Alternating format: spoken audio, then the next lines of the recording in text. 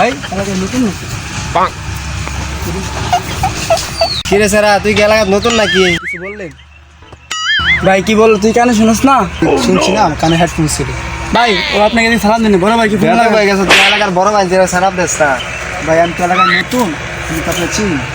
ভাই বড় ভাইকে ফোন লাগান। হ্যালো, আসসালামু আলাইকুম ভাই। কে সাকিব? হ্যাঁ বলো, কি হয়েছে? একটা মুরগি পাইছি ভাই, বেয়াদব পোলাপান ভাই। আচ্ছা ঠিক আছে, নিয়ে আসো আমার কাছে, নিয়ে আসো আমার কাছে, নিয়ে আসো, আমি বুঝতেছি, নিয়ে আসো ভাই। আচ্ছা ভাই, লই আইতেছি। এই চল বড় ভাই, চল বড় ভাই, চল।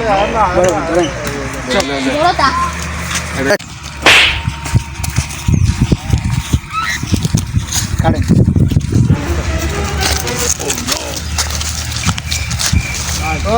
আসসালামু আলাইকুম ভাই। ওয়ালাইকুম আসসালাম।